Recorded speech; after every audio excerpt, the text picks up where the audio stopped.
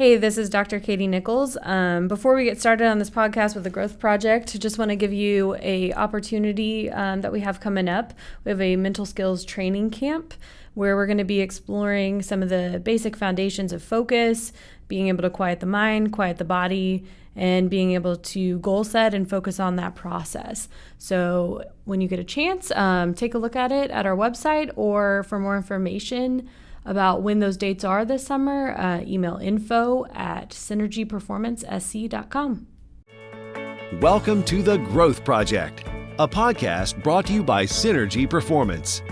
Our mission with this podcast is to explore the topics of growth, performance, and personal development through conversations with individuals pursuing success, and by using current events in business and sports to discuss strategies on how you can grow into the individual that you want to be. Okay, welcome back to The Growth Project, a podcast brought to you by Synergy Performance. I'm Dr. Drew Brannon here today with Dr. Katie Nichols, and we are in Greenville, South Carolina. Really grateful that you've decided to join us. We're always appreciative of people taking the time. I know there's a lot of good podcasts out there, and I'm really humbled, honestly. I keep running into people who are telling me things about how much they enjoy listening to our podcast, and so we're thankful for that. Just to reiterate, this month of May, we are focused on mental toughness. And so before we really kind of jump into our discussion today, I think a relevant question is, why? Why are we talking about mental toughness? There's so many great, worthwhile things out there to talk about. And so we want to kind of unpack that for a second. Really the main reason is we are invested in helping people improve and develop their skills and their ability to perform. And I think the reason we use that word perform is because it's broad and it applies to so many different contexts, whether you are a business professional, an athlete, a coach. Everyone is trying to figure out how they can get an extra edge or advantage related to their performance. And so when you look at what we would probably call the performance equation, and the question around the performance equation is why does it turn out the way it does? Or what are the levers we can pull on and actually do something about related to performance? One of those levers is mental toughness. And so in thinking about like why focus on this, the truth is this is a big part of how the whole thing works out. And even as you're listening to this, I'm sure you can recall in your mind right now examples of times where you kind of won in that arena, where it got hard and you were able to match the moment with the skills and attributes you needed to win. And you can probably think of some moments as well when the adversity hit and things got difficult and you didn't meet the challenge. You weren't able to meet the challenge and things didn't turn out the way you wanted to. And so that's why we're having this conversation. Now Katie and I, one of the things that we've noticed in working in the field of performance psychology for years now is even though we all agree this is important, and even though we agree this is a skill set that we want to be better at, one of the things we notice is people often confuse what this really is. Mm-hmm. And so, Katie, as we really start to kind of dive into this, and I know you and I agree on this notion of the confusion around mental toughness, when you hear that term and when you talk about that term with some of the people and teams you work with, what's that really mean to you? I mean, to me, I think like you said, there is a common misconception, and I think that really starts to form around the outcome. I think people think that to be mentally tough, I have to grind it out and I got to get the right results. Yeah. And really, mental toughness isn't even about the outcome. It's about the response to the outcome. Right. Because like you said, sometimes on some days you're going to get the outcome that you want and some days you're not. And ultimately, mental toughness is being able to use those skills, those attitudes, those beliefs, those things that you either have innately or you've been able to build up over time in order to respond in a way that's going to help you still continue to persist towards those goals. That's really what mental toughness is about, is that response to the outcome. Right. No, I think that's spot on. And what do we know? We talk about this a lot with those two big categories, right? The controllables, mm-hmm. and then the things we don't control. And some people would call it fortunate, some would call it unfortunate, is we don't control those outcomes. Right. And when I say some people would call that fortunate, that might sound a little crazy to some people, but the reason that is truly fortunate is, gosh, that takes the pressure off. I mean, the pressure should fall right off of you when you realize I don't ultimately control outcomes. And so I couldn't agree more. And I think that is one of the misconceptions, is people think that the storyline goes like this in terms of mental toughness is things are going well enough, and then, like boom, insert some type of adversity. You name it. It could be so many different things. It could be a changing circumstance. It could be a new competitor in the environment, whatever it is. So things go from being reasonably okay to suddenly pretty hard. Yeah. And so then the way people often play that forward is some dramatic triumph story that then equals mental toughness. And I completely agree with you. It's not about the way the story ends as much as it is about once that adversity hits, what do you do? And that's what I hear you saying. Yeah, I think especially because when you think about the movies and glorifying this big, huge triumph over adversity, it's like that's a very immediate process, an immediate path. But really, mental toughness is about being able to persist in the faces of a whole lot of that adversity sometimes, being able to learn from it, see it as something that is helpful, and be able to grow and get better. Yeah, and I think that's a really good point related to even like the longevity that we're talking about. It's that idea of staying power. It's that idea of, okay, hey, I'm still here, because that's the truth. That we've all heard that phrase where, bad things come in threes. Yeah. And sometimes that is true, but I think your point is exactly right in that, it's not the blink of an eye type of adversity we're really talking about. It might show up in the blink of an eye, but it's probably going to hang around a lot longer than that. And so it's not just, can I right here, we need to be right here, right now, regardless of what we're talking about, but we've got to stick with it. We've got to persist. And so, we've got to be able to separate there's a difference between, can I get tough when it's hard, which is a big part of what mental toughness is. We're talking about keywords like composure. Can I exercise composure in these moments, knowing that it might go my way or it might not? Right. And that can be, I know you've seen plenty of examples of that, is where a person like hangs in there, they do the right things the right way, they execute the skills we're talking about, but it doesn't go their way. Sure, yeah. I think like ultimately that's what we talk with our athletes about too, is like if you can let go of the outcome itself, then you can focus on what matters. And I think, you and Corey had talked about that too, not making the moment bigger than the task. Yeah. And so mental toughness plays into that piece of, can I focus more on the task and not make the moment bigger than it needs to be? Yeah, I think exactly. And I think the truth of that is if I do allow that moment to be bigger than it needs to be, the odds of me executing that task successfully go way, way, way, way down. And that could be a task such as shooting a basketball. That could be delivering a sales pitch. That could be, in the process of coaching someone, saying the right things in the right ways. It's all about execution. And if I let that moment get too big, I'm not able to execute whatever it is I'm trying to do. Yeah. And unfortunately, that happens sometimes. Yeah. Because mental toughness, one of the other reasons we talk a lot about this and focus on this topic is many, many people struggle with this. There's no question. Why do you think that is?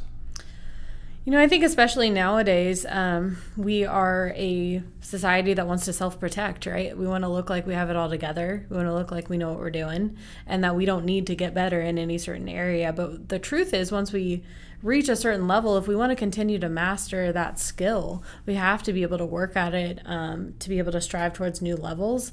And so for that, I think you need to have some of that failure along the way. Yeah. The best athletes in the world are all going to experience failure at some point, and it's because they've reached a certain level in their game. The best salesmen are going to reach a certain level where they're all of a sudden higher than they've ever been before, and they need to be able to see what is next. And you have to be able to work towards that, but that's going to require some adversity and some failure along the way. It's not a sign that I don't have it. It's a sign that I do. I've just reached this next level.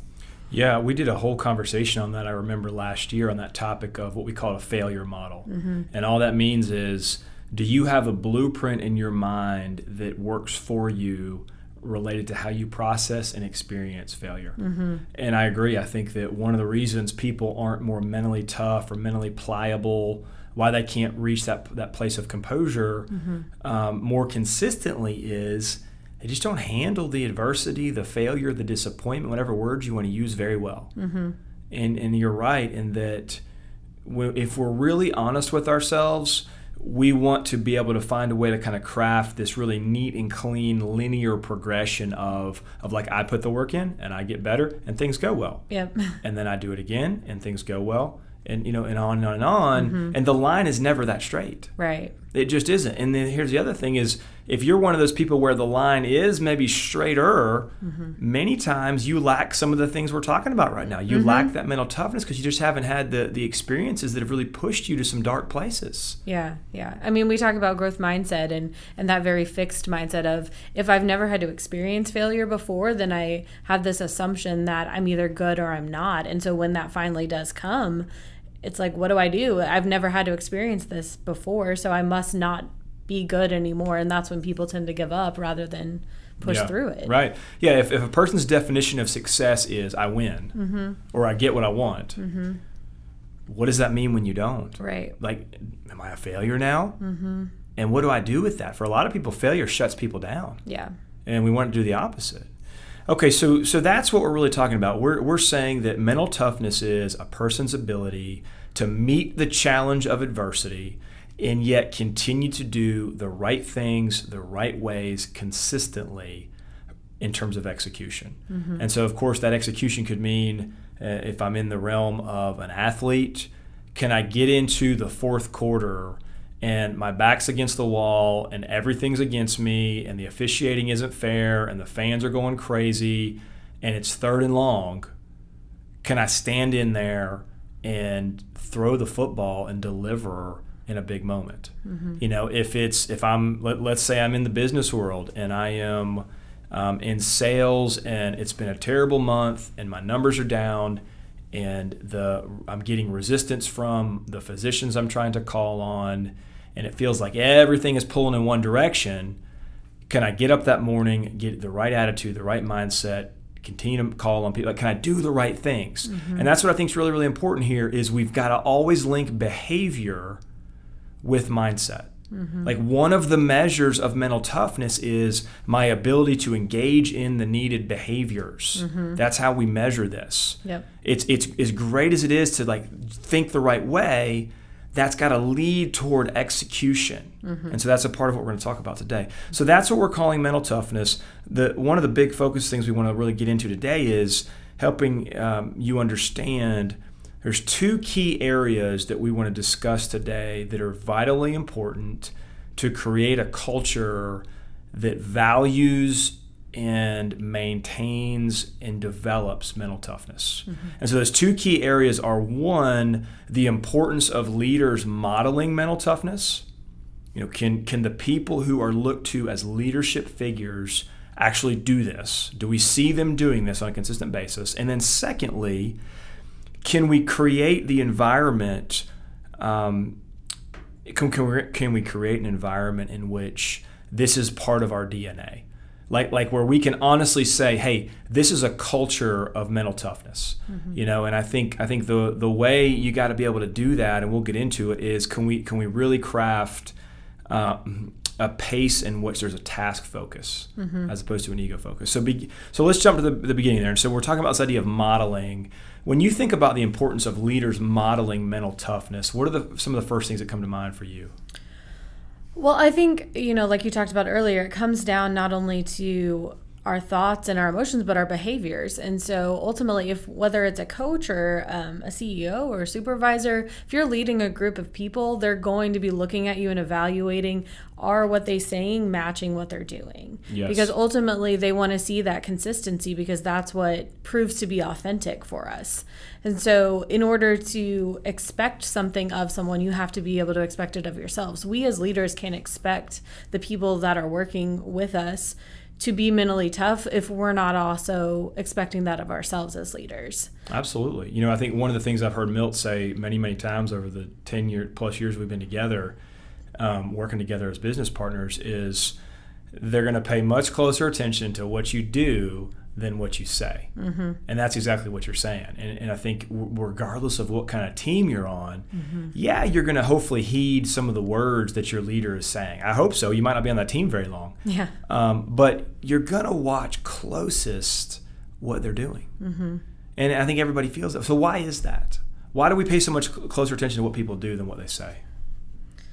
Again, I think it goes back to that being authentic. I think if we're not congruent with what we're saying and what we're doing, then that proves to us to be fake. Yeah. Like it just seems like we're being held to a different standard than they're holding themselves to. Right. I mean, I think that's the number one way people write off other people, period. If you want to be written off by a person, just go live an incongruent life. Yeah. And say one thing and do another. And like, let's get real for a second. That's a pretty valid, legit. Like, if you're going to write someone off for whatever reason, like, that's a pretty legitimate reason to do it. Yeah. Because just the way we're wired as humans, you can only put up with that for so long. Right. If a person is continually saying, let's just do a very fundamental example. Hey, be on time. Like, you got to be on time. Right. And they're never on time. I'm not going to put a whole lot of weight in what that person's saying, and I shouldn't. So it's those kind of things that the congruence, and I agree with you, of we got to be authentic. Yeah. So where else do we see this importance of modeling, I think, really bear out on teams? What are your thoughts on that? Well, I think when we go back to what we were talking about with how we define mental toughness, it's in some of those moments of success and some of those moments of failure. So can I model a representation of what mental toughness looks like and how I'm expecting that of the people that I lead, regardless of what the outcome is going to be? Can I still maintain that composure? Can I still hold on to those values and beliefs and those things that I say on a regular basis, even when it's hard? Because especially when it's hard. Right.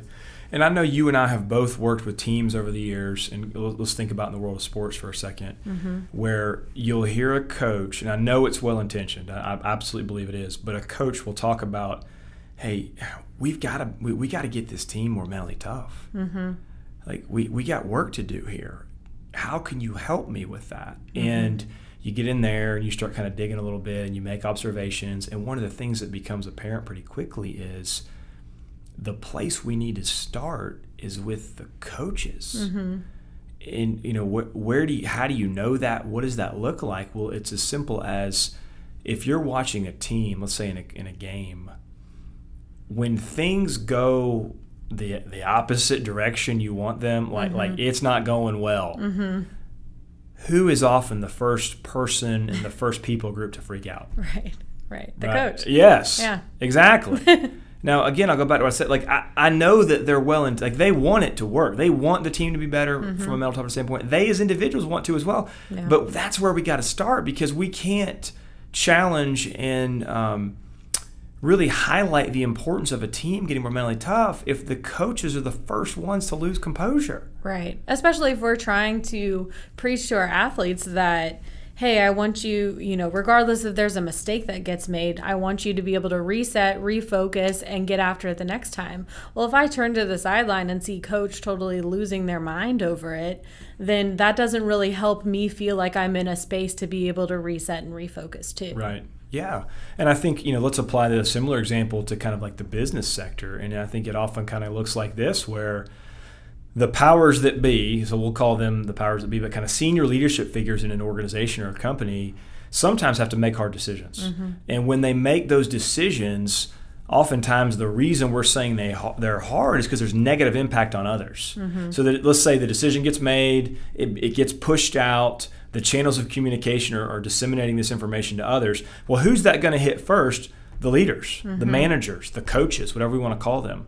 And then it often becomes their job to disseminate that information to others. Well, I've seen this happen plenty of times, where when that news comes down and it hits the manager level, unfortunately, what happens in that scenario sometimes is they lose composure. Yeah. They get negative, right? They get pessimistic. They get skeptical. They're not thinking the right way. And then naturally, what do?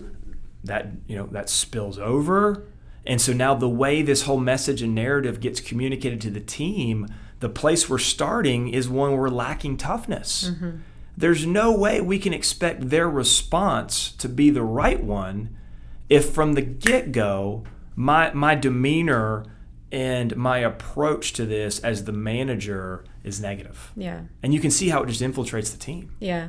Well, and it's not to say that if something disappointing happens, we're not disappointed. But, when we talk about composure, it's about not letting the highs get us too high and not letting the lows get us too low. So we have to be able to maintain some kind of a balance in order to keep that perspective and be able to make those decisions with a clear mind. Right. Absolutely. And let's acknowledge this too. Everything we're talking about right now is hard. Yeah. Why do coaches on the sideline lose composure and go, nuts sometimes? Because they care so much. Like they're so emotionally invested in all that's gone into this moment. And that's a beautiful, beautiful thing. I think one of the most worthy causes there is out there is to fully invest yourself in the mission and vision and direction of a team. That is awesome. Yeah. But one of the byproducts of that, I think, is because your heart's so much in it and your mind is so much in it, when it's not looking good, it's tough to stay balanced. Yeah. Which is exactly what you're saying. Yeah. And I think that's where that piece of values and beliefs that we talked about earlier in the definition really comes into play. Am I using those things that I value and believe in order to be those roots to really ground me in some of those difficult moments? Exactly, because I think that was my next question I was going to pose to you is, so what we're saying is, hey, when it gets tough, don't freak out. I mean, that's what we're saying fundamentally. Right. And so if we know what we don't want to do is freak out, what we want to do is kind of hold the line, maintain composure, stay in a place of just balance. How do we do that? Like where do we go in our minds to kind of pull the right material? Yeah. Well, I know, we focused the first part of the year on values, on beliefs, and some of those pieces really become that foundation to be able to weather that storm. You think about foundations of a house. If I build strong foundations, that's going to help me weather that storm a whole lot better than something really flimsy like wins and losses or mistakes or perfection, because perfection's not able to be reached. I think of the example of Tony Bennett from Virginia, the head men's basketball coach, and being the coach that was heading up the first number 1 seed to ever lose to a 16 seed, then go into the next year and win the tournament. Right. And in his post-conference, he was basically asked about that and said, I know the things that truly matter to me, therefore I can celebrate the things that seem to matter. Yeah, and so he good. talked about, family, and he talked about faith, and he talked about all of those things that really were at the core of him to be able to weather that storm of a really disappointing end to a season and really make the most of it the next year. Yeah. No, I think that is so true and so excellent. Talk about a coach that should be respected. And I'm not a Virginia guy. Didn't go there. Never met Tony Bennett, but I have a lot of respect for that guy. Yeah. Because part of, it reminds me of, this is felt like a crazy story at the time, but I remember this was probably 10 plus years ago. I was at a sports psychology conference, and it's the first day, and they have a keynote who comes in, and he was a sports psychologist who worked exclusively in the military setting. And so I can't remember, I think it might have been Navy Special Ops. I can't remember exactly what specific area or department he was in, but he did all military. And so he gets up in front of what would have been, I don't know how many people are at those sessions, 800,000 people, so there's a lot of people there. And I'll never forget this. He starts out, and keep in mind, most of the people at this conference work in the sports world. And there are some military-related personnel, but overwhelmingly these are people working in different levels of sports, whether it's collegiate, professional, whatever it is. Yeah. And so he gets up in front of the crowd and he says, before I begin my talk, I want everyone in the room to realize one very important thing. And so, I kind of like, oh, this is going to be good. Like, what's he about to say? Like, this is going to be really interesting. I got my pen out. I'm ready, right? He says, everything we do on a daily basis, we meaning like his special warfare group, everything we do on a daily basis is infinitely more important than everything else most of you in this room do. And so, of course, there's a couple different ways to look at that.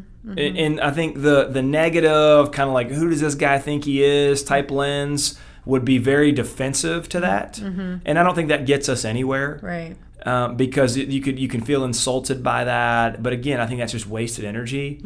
And in my mind, the more accurate, productive lens to use is to say, you know what, he's exactly right. Because he's working with people whose lives are at stake. Right. Right. And who are putting, like, literally, we love to use that term in sports, let's go lay it on the line. Mm-hmm. Well, they're literally laying their livelihood on the line every single day. Yeah. And so that, to me, that connects very well to what you're saying of, like, it might be really, really, really tough, but let's not confuse the difficulty of this moment with the bigger perspective that we need to keep. Right, exactly. We've got to stay true to our values and our vision. And I agree, that's how we're tough in those moments, is we take our mind back to what matters most and remind ourselves, like, hey, here's who I said I was going to be. Here's how I said I was going to show up. Yeah. And we just do that to the best of our ability. Yeah. I had a former colleague, former head of strength and conditioning, and had his daughter in the weight room with him one day, and said just how much of a perspective change that was for him of, wow, I have someone that I really am the model for here watching me. And, not that I would think that she couldn't be in there any other day, but like, it puts that extra like magnifying glass on everything that I'm doing. And it's like, depending on who matters most to us in our lives, if they were in the room, if they were standing right next to us, like, are we behaving in a way that's consistent with what we would want to model for them? Absolutely.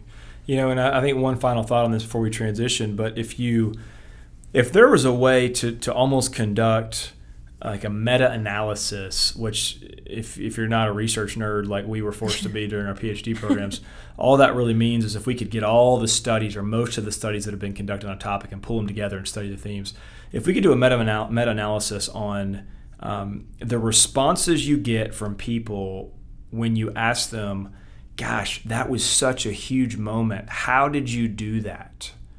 I think overwhelmingly, one of the most common answers we would get would be, I just kind of kept it in perspective. And that's mental toughness. Yeah. Is when I get into these situations that could feel overwhelmingly difficult, I don't let it do that to me. Right. I keep it in perspective. I value the things I'm committed to, and I just try to stay good at the things I can control. Exactly. Okay, so modeling, we got to do that well. If we have any hope of creating a culture that embraces and sustains mental toughness, the leaders must model what we're after. So secondly, Katie, and I know you've studied this a great deal, particularly back during your doctoral work and everything, is we talk about the importance of creating a task-focused climate instead of what's called an ego-focused climate. Those are two very different types of environments we can create. So talk to us about the differences between task-focused versus ego-focused. Yeah, I mean, I think it sounds pretty fancy, but if you really break those two words apart, one culture, one environment really focuses on the task at hand. Am I getting better at this specific task? Am I elevating my level of skill? Am I developing some of those skills over time in order to reach some of these tasks that we're setting out for ourselves goal-wise? Whereas ego is more about me and how I compare to everyone else around me. Yeah. So it's that not competition in the true sense of competition, because what I find interesting is that, the Latin word for competition was competere, which means to strive with towards something common, to strive together. So really you think about that and creating a culture of striving together versus striving against. That's a very different, really that's how task and ego breaks down. Am I trying to master a certain skill level and trying to develop that skill over time? Am I keeping that focus on me and my own personal growth? Or am I comparing myself constantly to others and trying to always be the best, not my best? Yeah. And I think even just the one part of what you just said of comparison, like that word just flies out at me immediately. And for a number of reasons, but one of them is this. What do we know about challenging moments mentally? And one of the things that's very, very clear is focus becomes paramount. And so let's push that a little further. What do we know about focus? Well, when you study the brain, it is truly a zero-sum game, meaning we can only allocate so much mental energy to any given thing that we're choosing to focus on. So it's not an unlimited supply. We don't possess an amount of focus that's unlimited in supply. And so let's connect that to comparison. When it gets hard, if I'm going to allocate mental and emotional energy to thinking about what others are doing or how I shoulda, coulda, woulda, or need to, or like I'm done. Yeah. Because we know how much focus is required just to be good at what I'm trying to do. So those two extremes of kind of task versus ego. The moment I let my mind dwell too much in that realm of that ego-focused climate, I'm distracted, and quite frankly, I'm setting myself up for failure. Right, exactly. Because at that point, all of my energy and all of my focus and attention is towards how I measure up. Yeah. It's towards how do I compare, how's he doing or how's she doing compared to me versus the task at hand. Right. Which and let's think about this too. So big moments. What often happens inside of a person when we're talking about these challenging, difficult situations? Well, heart rate speeds up. Your mind typically starts to kind of create lots and lots and lots of thoughts. The thoughts race. Blood pressure goes up, body temperature. So managing all that is hard. Yeah. And this could be like I've got to go knock down a free throw to win the game. This could be I'm sitting in a room and I've got like 3 minutes before I go make this significant pitch to the board of directors. Doesn't matter what it is. Like it's coming and it feels difficult. Right? And so if all of those variables are happening simultaneously, that's hard. That's significantly more difficult than, hey, let's practice. Yeah.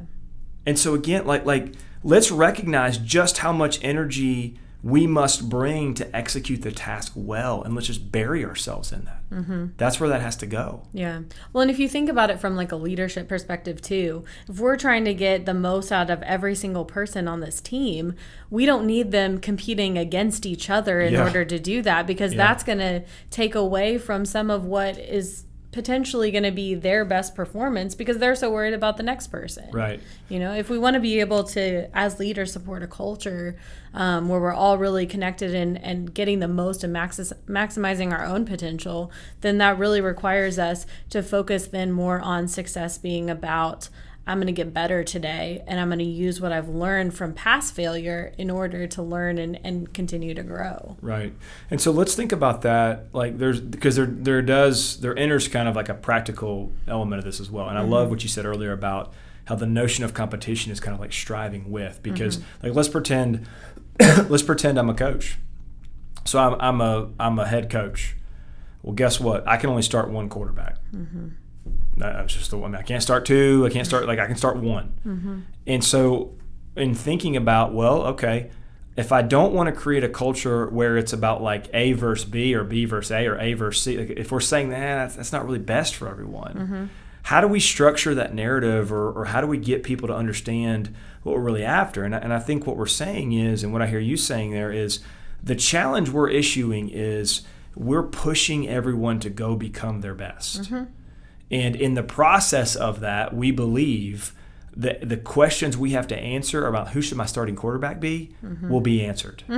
But I think when we start, and it's sometimes a very nuanced thing, when we're pitting people against each other, I'm just not convinced anyone wins in that process. Well, and not only does no one win, but there's evidence in the research that suggests that mental toughness only has a relationship with that task-focused environment. That when we focus so much on the ego-oriented and compare A to B, that has no significant relationship with mental toughness. So if I'm B and you're A, and I already know that you're outperforming me right now and that's what my attention's on, like how motivated am I the next time to show up and really give my all and continue to get better? Because that's never been the concern of the coach. That's never been the concern of the culture. Therefore, why is that my concern at all? At that point, it's easier to give up in the face of that adversity. Right. Yeah. And so I think it's vital for leaders, regardless of who you lead or where you lead, to and here's 2 reasons why, to create this culture we're talking about. Like let's be about helping people go become their best. One, that's what we know really bolsters mental toughness, what we're saying in the research. And then 2, I firmly believe, and I know you do too, that's how we get the best results anyways.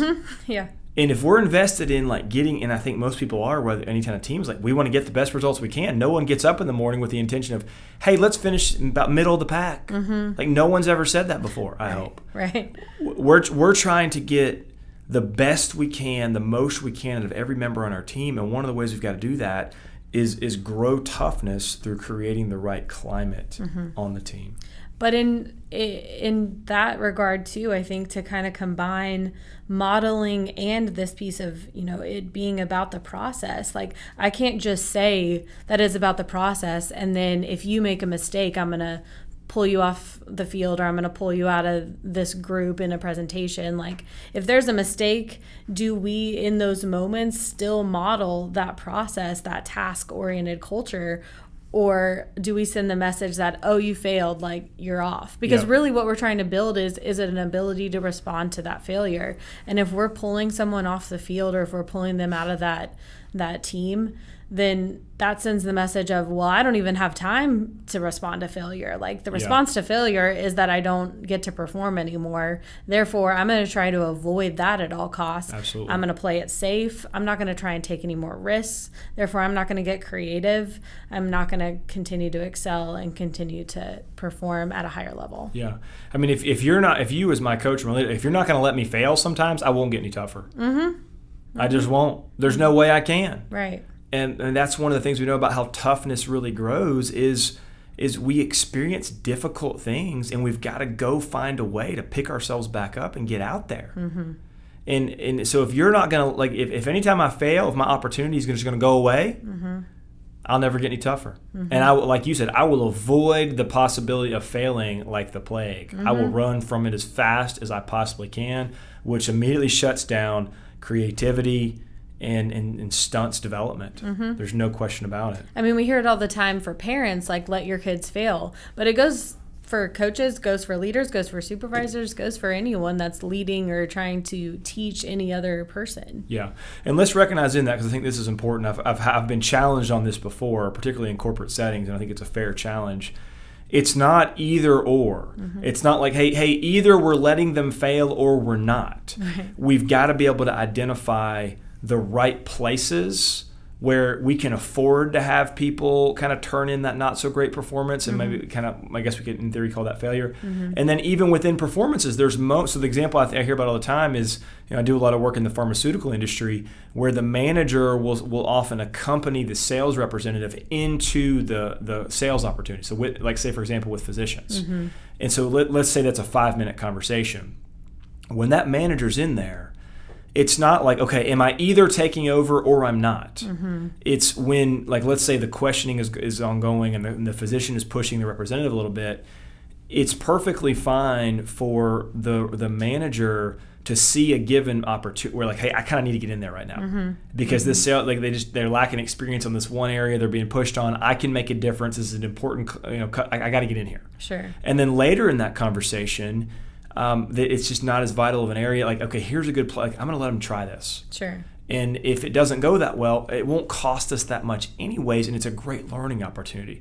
So I've noticed that people sometimes in their minds, they create too much of a dichotomy of either yes or no. It's not about that. It's like here, yes, no, there. It's more nuanced than that. Yeah. And I think the part that you talked about in that's so important too is, like, the opportunity for a learning moment. Because I think that is part of our role in creating that culture that lives and breathes as a mentally tough culture, is being able to learn in those moments and to be able to have that healthy conversation about it of, here's what I saw and here's how I feel like you could continue to get better. Right. Okay, so let's drive this. I know we got to wrap up here in the next few minutes. Let's drive this toward application. That's how we always like to finish. And there's different ways we've done that. For today, I think simplicity often wins in many respects. So here's how I want to approach this today. We're going to focus on just one thing. Because, and honestly, the reason we're going to focus on one, because this is a tough one, but you and I know we're aligned on this. If people are serious about developing improved skill sets in mental toughness, they've got to be doing something hard in their life. Now, there's a lot of variability and flexibility about what that is, right? And so for some people, that might mean, hey, I do CrossFit, which is pretty hard, by the way. I'm not saying me, but like I used to do it and not do it any longer. But like there's all forms of physical activity that are pretty hard. Yeah. And they push us like crazy. Like, that's one example. It's certainly not the only one. Another one I can think of would be if a person made a decision, you know what, I'm gonna learn something new.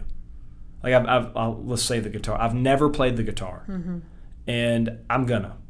So let's think about what's involved in that. Well, first of all, I've got to put myself out there, be willing to be uncomfortable. I've got to go and I've got to humble myself and say, hey, will you teach me? Like that's uncomfortable for a lot of people. I've got to do the hard work. Like I have no musical talent whatsoever, so I can only imagine what this is like. But I would imagine there's a big difference between how much fun it is to like pick up your guitar when you're first learning versus blast from the past here, Dave Matthews Band. so like those guys, like they're having fun playing the guitar. Yeah. And many other people, but like those aren't the same type of experience. Right. Very different ends of the spectrum. Yeah. So like when you're early at something in terms of trying to acquire a skill, hopefully there's some fun involved in that, but there's a lot of times where it's work. So why is that so important for developing mental toughness? And it goes back to what we said is like we just don't generally get much tougher without doing things that are difficult. So how do you see that application we're talking about being worthwhile for people? I mean, I think if you were to look at that specific guitar example too, if and when I fail at that point, because at some point rubber meets the road, I'm going to fail at some point. Like, what would I need from someone else to continue on? Yeah. Because if we put it in a totally different context than what we're used to, that almost gives us more clarity sometimes of what we need to do for others when they're learning a new skill at work or when they're learning a new skill on the field or on the court. Like, right. And think about what comes with like we need to experience discomfort. We need to experience embarrassment. We need to experience that feeling that we all, dislike, which is like, hey, I'm not an expert over here.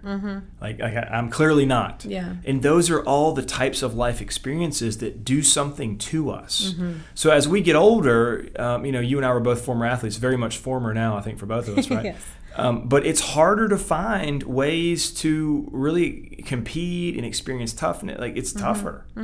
It's when you're a collegiate student athlete, well, you spend several hours a day doing that. Yeah. But it's when you get out of that on the other side, it's harder to find that. And so there are plenty more examples. But I think one of the biggest challenges I would have for people listening to this is be willing to do the work to go investigate that. And maybe it's something where you haven't really been physically active for a long, long time. And so you decide, you know what, I'm going to go run a 5K.